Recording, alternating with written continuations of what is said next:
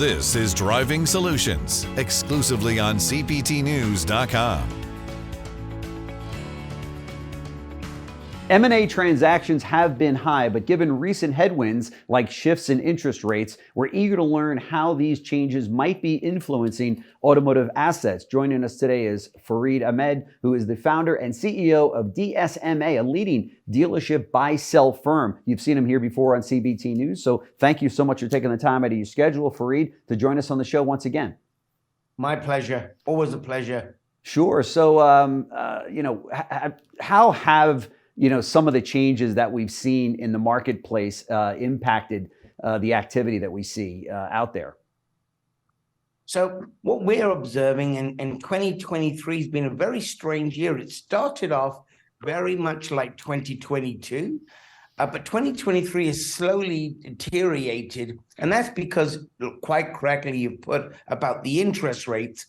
Now that's flowed down to the banks, and the banks are getting pretty nervous to lend against goodwill, which is causing a downward pressure on goodwill numbers and multiples, and creating quite a dilemma for people that are caught in that time frame where they're looking to sell. Sure, no question. How has increased interest rates had an impact on valuations? If so, and how would that have happened, or how would that come about?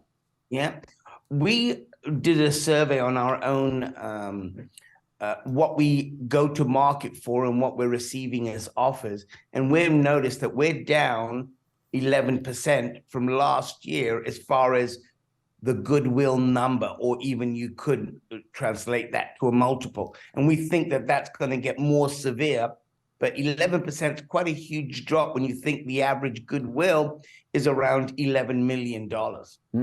Wow. How are dealerships preparing to deal with changing goodwill values in 2024? Well, what they're doing is the smart thing. They're reassessing having their business reassess the value of their business, the value of their assets.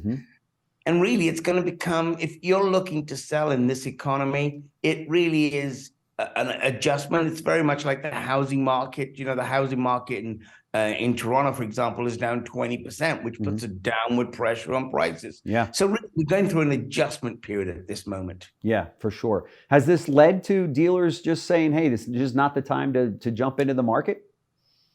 We've had that, yes, but still, circumstances such as retirement, successorship planning, and also some of these stores are seeing also reduced sales activity, which is dropping down to their bottom line. They still have decided to pursue it, and we've seen our activity actually grow as the number of listings that we have. Sure.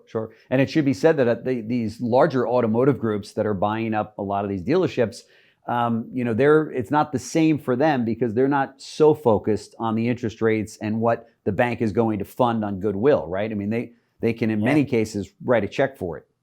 Absolutely, they can. Yeah. But I think a lot of these groups are sitting on the sidelines. They're become very choosy on what they're going to acquire.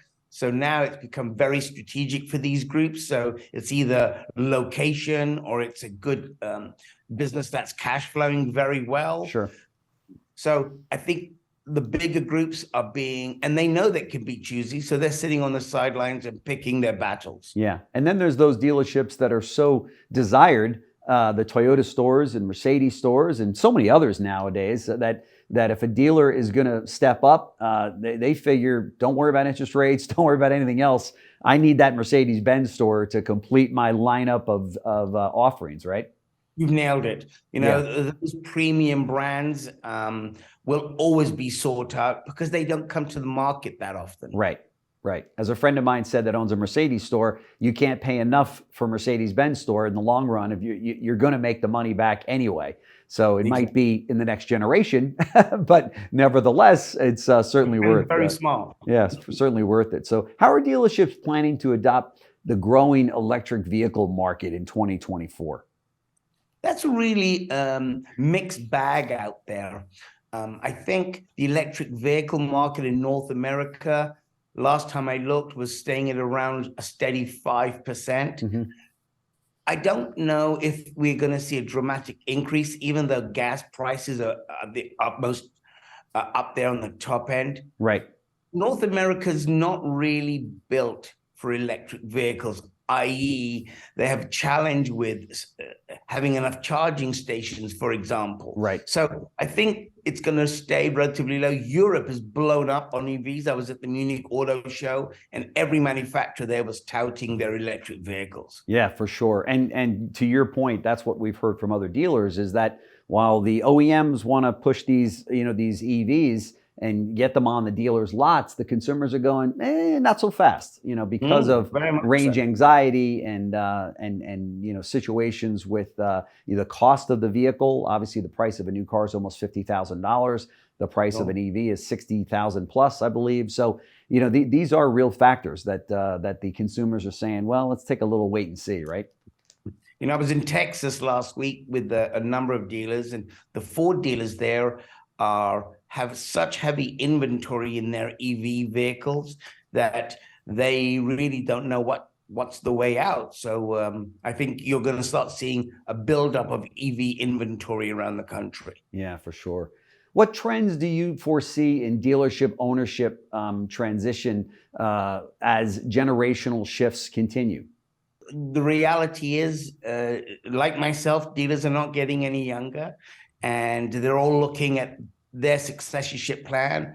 I think a lot of the second generation are looking at other avenues other than the automotive industry. And what I actually find really interesting is some of these dealers that are looking to transition out of their business have realized unless their next of kin take a large loan, which they don't believe is really going to help them, they're looking for alternatives. And it's become very expensive to buy a store today, and the risk is very high interest rates. Yeah. So I think the transition is continuing because of our demographics, but I do think there's a shift moving from really focusing on the next generation to maybe I should take all my chips off the table today and sell it to a growing organization. That's right. That's right. And I think the average age of today's franchise dealer is 70 years old.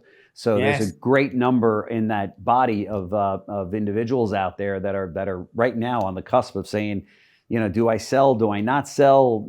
This time might be right. The timing might be right. I've spoken to a number of dealers that said, in light of the EV situation and the kind of numbers that I can get from my store right now, this may be the best time for me because, some of the dealers I've spoken to said that they just don't want to play with the whole EV situation. That's right. This year we've conducted over 400 dealership evaluations, and that's really been spun from that exact point that you're raising. Yeah. People are going, is this the best time? Well, let me reevaluate what my business is worth and make a very informed decision this time. Sure.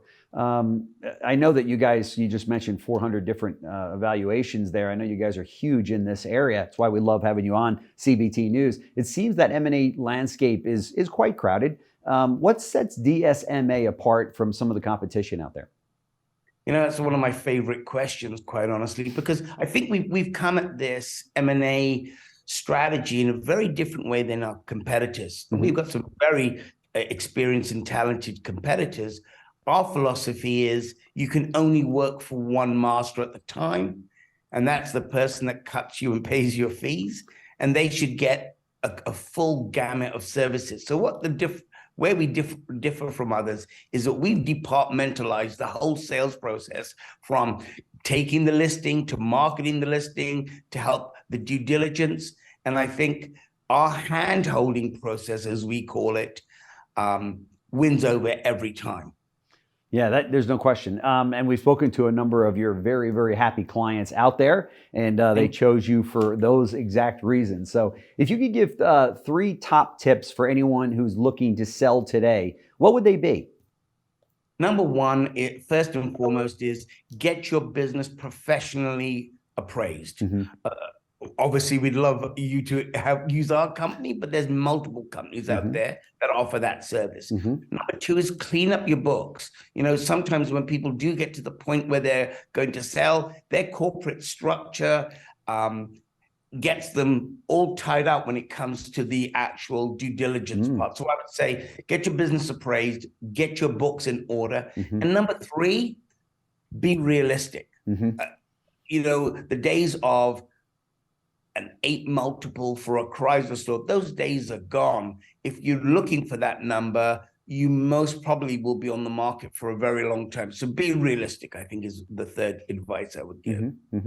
And if I ask you the same question for buyers, what would your top 3 tips be? Make your offer as least complicated as you can.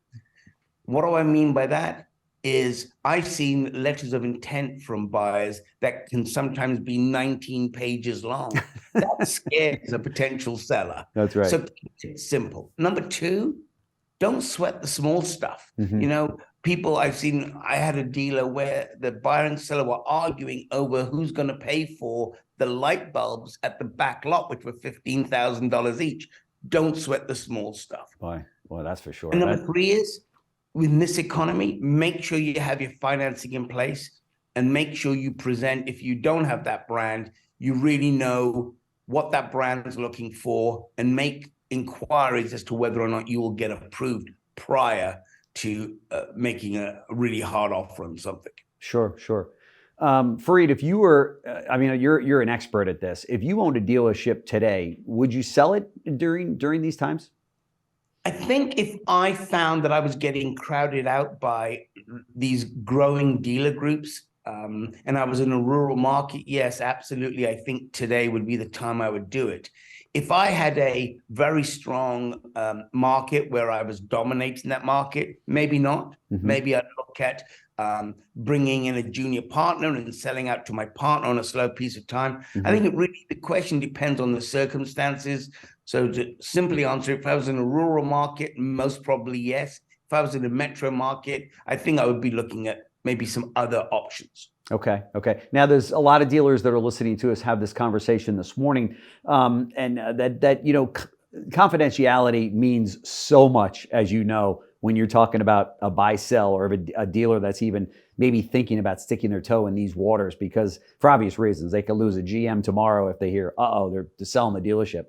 If they give you a call, confidential, through a confidential situation, just to say, hey, look, here's my store, here's my market, this is what we're netting, this is what we're, our top sales number is, this is what it looks like. Can they just get a simple opinion from you without going, and absolutely saying, yeah, we would prefer it that way. Actually, it starts with a cup of coffee. Our philosophy is, it's having that. This is most probably one of the biggest decisions they're going to make in their life, and they really need to, before they go down and get a company like ours trying to pressure them to give them a listing, they want to have questions answered. They want to understand the process. They want to understand, how do you handle confidentiality? So I always encourage everybody, it starts with a cup of coffee, and we'd be more than happy to have a cup of coffee with it. I love coffee. So and I would say that you're probably not going to recommend that coffee in the dealership showroom, right? Absolutely not. Absolutely That's not. off location, right? That's for sure. Right. Many dealers have said, I'm just frightened to even go down this road, because if anybody in the dealership hears about it, I'm in trouble. They're going to be saying, "Are you selling, boss? We need to know." But my father-in-law, I helped my father-in-law sell his Ford dealership, and he was so concerned, because you don't want your employees to find out before you announce it. You don't want your lenders to find out, or your banks to find out. So it's vital that you deal with an organization that respects the confidentiality aspect as the utmost. That's right. Which is, I think, what led to your success in doing these things, or helping dealers, I should say, all over North America, for that matter. Yes. And that's why we love having you on. So, Farid Ahmad, the founder and CEO of DSMA. We'll show all the information on the screen here as to how to get a hold of Farid. He'll be more than happy to answer any questions that you might have, as early on in the process as it might be. As long as they buy me a cup of coffee, I'm available. That is probably going to be the best cup of coffee that you've ever, best investment, I should say, in a cup of coffee that you've ever made, if you're a dealer out there with some questions. So thanks again, Farid. I really appreciate it, and I look forward to the next time we're together. Again, I keep telling everybody, anybody that listens, CBT is really the greatest source to get information about what's really happening currently in the marketplace. You guys do a great job. Well, thank you for those very kind words, and I look forward to our next time. Absolutely, sir. Thanks. Thank you very much.